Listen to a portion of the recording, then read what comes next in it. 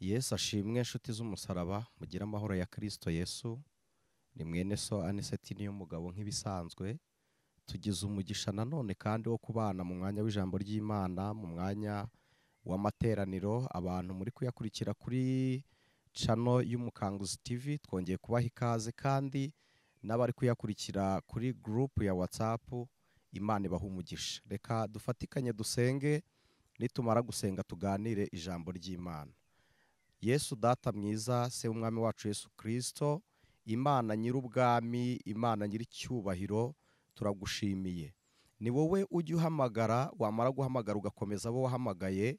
Uyu mwanya tugushimiye abantu bararikiye kumva ijambo ryawe, tugushimiye abantu aho bari hirya no hino uko babyutse, tugushimiye uko turi rimwe na rimwe nyaguhora ku ngoma. Twebwe ntituba tuzi uko tubikora, ntituba tuzi uko bucya n'uko bwira, ariko nk'Imana y'imbabazi ugena iminsi ukanyuranya amajoro yayo. Izina ryawe nirihimbazwe. Hari igihe turyama tutazi iyo tugiye, tutazi iyo dushyizwe, rimwe na rimwe tukarota n'ibintu uko bitari, ariko wowe uri Imana igisohoza icyo wagambiriye.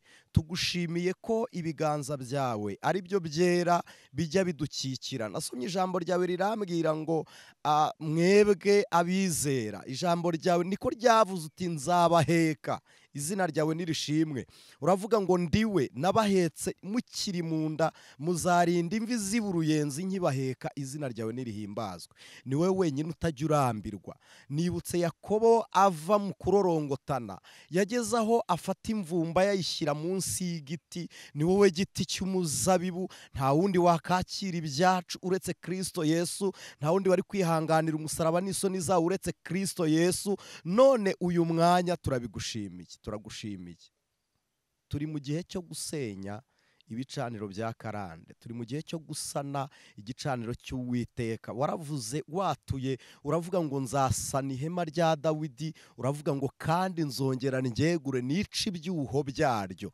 None buri muntu uri hano afite intego yo gutuma asenga, muri we afite impamvu, afite aho abohoye ashaka kubohorerwa. Ni wowe wenyine ujya ukora mwami nyaguhora ku ngoma, icyo ukoze kigahoraho. Ni wowe uvuga ugasohoza. Niyo mpamvu duciye bugufi kuri uyu musozi, muri iri shyamba, kugira ngo buri muntu wese aho hari ibiganza bye ubyakire. Weza abanduye, imitima uyeze, imigambi yacu uyeze, uduhindurire unyuranye amaboko kubw'ineza yawe. Izina ryawe nirihimbazwe mwana. Izina ryawe nirihimbazwe Yesu. Izina ryawe nirishyirwe hejuru. Ijambo ryawe ryarabimbwiye nta rindi zina twahawe gukirizwamo mu isi no mu ijuru uretse izina rya Kristo. Uyu mwanya turagusabye kugira ngo kubw'ubwiza n'icyubahiro, kubw'ubutware n'ubumana, kubw'imbaraga zawe n'agakiza biboneka ku buntu, turagusabye kugira ngo utweze, turagusabye kugira ngo utugirire neza. Ijwi rya buri muntu wese usenga uryumve, ibiganza byawe bimanukire kubohora, bimanukire gukuraho. Uri Imana, uri Imana itagikangwa n'igihe. Twe twabayeho uriho, tuzapfa uhari, tuzazurwa uhari. Bivuze ko uri Imana idakangwa n'ibihe. Uri Imana mwami, turagushimiye, turagushimiye kubw'ubuntu bwawe. Izina ryawe naba ari ryo rihabwa icyubahiro. Uyu mwanya tuguhaye ikaze ku bugingo bwacu, tuguhaye ikaze ku buzima bw'abakwizera, tuguhaye ikaze ku bantu bari baraguye, tuguhaye ikaze ku bantu bahagaze, tuguhaye ikaze ku bari batarabyarwa n'ijambo ryawe, kuko nta wundi uzahamagarwa ku munsi w'imperuka, ku munsi w'ishira ry'isi, keretse abakwizeye, kuko nibo bazitaba. Ariko kandi nejejwe nuko amavi yose azapfukamira Imana, tukaramya izina ry'Uwiteka rihoraho. Haleluya, haleluya.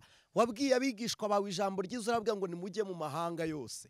Natwe tugeze aho duhaye kugera, ariko ntitugendereye amahanga nk'imisozi, tugendera amahanga nk'imitima itizera. Mu izina rya Kristo duha ubutware kuri uyu mubiri tuwubohore, kuri ubu bugingo bubohoke, kuri ubu bwenge bubohoke, umuntu yisange akorera Imana. Mu izina rya Kristo Yesu tuguhaye icyanya mu mitima yacu, tuguhaye umwanya kugira ngo uture aho ngaho, utwigarurire, wiyubakire ubuturo bwawe muri twebwe. Wavuze ko nta handi watura keretse mu muntu ufite umutima yamenetse, abantu kubw'ibikomere bya kavukire, kubwa karande za kavukire, kubw'ibikomere n'amateka y'ubuzima bwo mu isi, bisanga mu buzima busa n'ubutuka Imana, bakisanga mu buzima butizera Imana. Ariko uyu mwanya ndagusabye kubw'ineza n'icyubahiro, kubw'ubutware bwawe, kubw'imbaraga zisumba byose zibonerwa muri Kristo Yesu, ugaragare nk'Imana ibohora.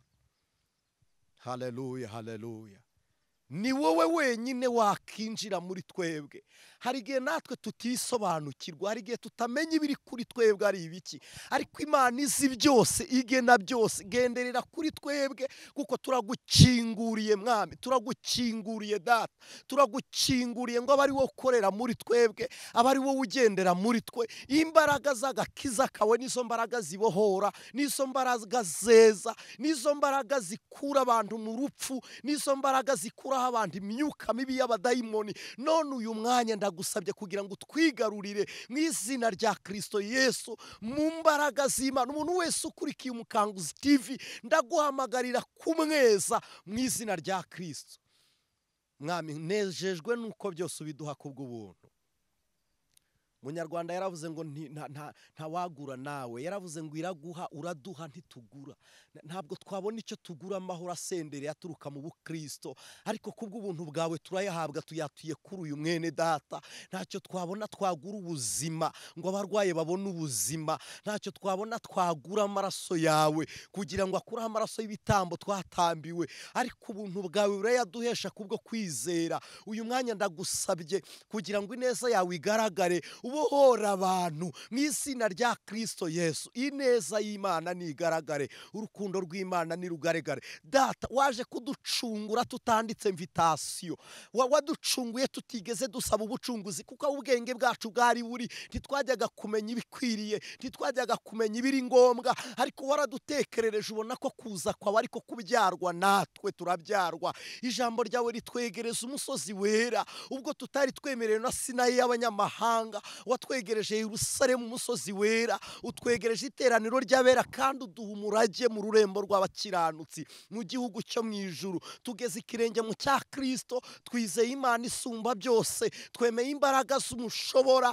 twemeye imbaraga za Jehova. Ni wowe Yahwe, ni wowe ndiho, ni wowe Rahayi Royi, ni wowe Jehova Shalomo, ni wowe Jehova Tikeno. Tuguhamagaye turi mu isi, wowe uri mu ijuru. Salomo yaravuze ngo ntitukagira ishyushyu ryo kwihutira kuvuga imbere yawe, kuko turi mu isi, wowe ukaba mu ijuru. Isi yanduye, ariko wowe aho uri hakaba hera. None twebwe ntituvugiye mu isi, turavugira muri Kristo, aho abera barazwe, aho abera bacunguriwe, aho ubuturo bw'abakiranutsi buri. Wadusezeranyije igihugu cyera, ukiduha muri Kristo. Waravuze ngo abari muri wowe nibasabe bazahabwa. Natwe dusabiye muri Kristo kubw'uburenganzira twaboneye inyabihanga, kubw'amaraso yamenetse ngo twezwe, kubw'urupfu wapfuye ngo tuzuke, kubw'umuzuko wazutse ngo duhoreho. Izina ryawe nirihimbazwe Data, izina ryawe nirishimwe Yesu, izina ryawe nirihabwe icyubahiro Mwami.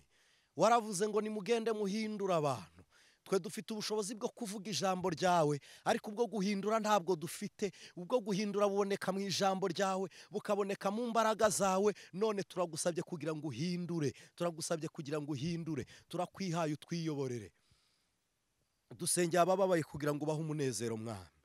Ni wowe soko y'agakiza kabonerwa mu bakwizera, ni wowe soko y'agakiza kabonerwa muri Kristo. Turagusabye kugira ngo abababaye unyuranye amaboko. Umunsi wacya nabi, ariko umwanditsi wa Zaburi yaravuze ngo ahari kurira kwararira umuntu, bwacya mu gitondo impundu zikavuga. Iyo wowe unyuranyije ibiganza, amaso y'abantu abona ibyo atigeze yitega, abona iby'imitima y'abantu itatekereje, abona iby'ubwenge butigeze bwimagininga. Ariko uyu mwanya ndagusabye kugira ngo unyuranye amaboko. Warayanyuranyije kwa Obededomu, umunsi we wo gupfa bari bwo yakira isanduku y'Uwiteka. Igihe yakira isanduku y'Imana amenyekana mu bwami, warawunyuranyije kwa Mishayeli, Hananiya na Azariya. Bageze mu itanura ry'umuriro, umuriro urawuzimya, utwika bari babatayemo. Ujye unyuranya amaboko. Daniyeli yagiye mu rwobo bazi ngo arapfuye, usinziriza intare. Ujye unyuranya amaboko. Hari igihe twakubonye iminsi mibi yaje, hari igihe twakubonye urupfu rwaje, hari igihe twakubonye mu mpanuka kwa muganga ku bitanda twarakubonye. N'uyu munsi Yesu unyuranye amaboko,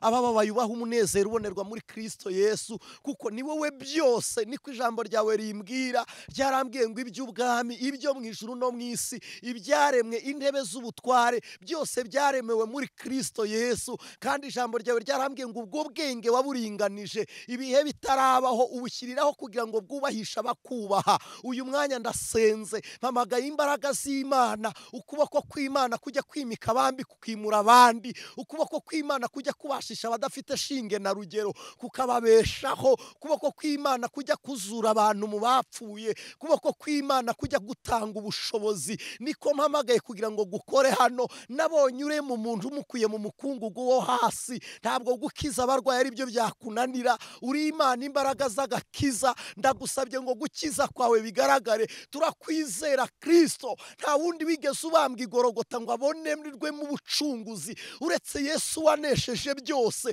Niyo mpamvu dusenze, mwamenya guhora ku ngoma kuri iyi cano, isi yose irayibona mu migabane itandukanye. Tumenyekanishije agakiza kabonerwa muri Kristo, kuko ariko kabohora, niko gakiza uburushyi, niko gakuraho ibyaha, niko gasiba karande mbi na kavukire. Mu izina rya Kristo Yesu turabohora iyi mitima ngo abantu bizere, turabohora imitima ngo abantu bizere. Ubwami bwawe nibuganze, ubwami bw'Imana nibuganze, ubwami bwawe nibuganze Yesu, ubwami bwawe nibuganze, ubwami bwawe nibuganze, ubwami bwawe nibuganze. Haleluya, haleluya, haleluya, haleluya. Shimwa Data wa twese, shimwa Mwami wacu. Erega ni wowe ujya uduha ubuzima, ukadukura hagati mu menyo ya rubamba, ukaduhisha rubanda, uduhishe ku karubanda, ukatubika mu banzi ntidupfe, tukagendera mu mitego badutega, ukaturinda, bagacuragura bugacya, bakaroga bukongera bugacya.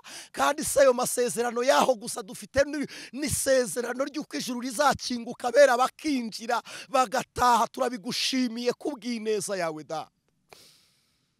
Uyu mwanya tuguhaye buri muntu wese watuje akanwa ke ko akwemereye, umuntu wese ugukinguriye umutima niwinjire muri we. Izina ryawe nirihimbazwe Yesu, izina ryawe nirihimbazwe Data, izina ry'Imana ya Yakobo nirishyirwe hejuru. Ubwami bwawe nibukomeze buganze. Turagushimiye Mwami, ndagushimiye kuri uno munsi wa gatatu w'amasengesho, kuduhaye umwanya ngo tuganire n'abakwizera kugira ngo babohoke kubwo buntu n'imbaraga zawe. Turagushimiye. Haleluya, haleluya, haleluya. Izina ryawe nirihimbazwe kubw'ineza yawe Yesu. Amen.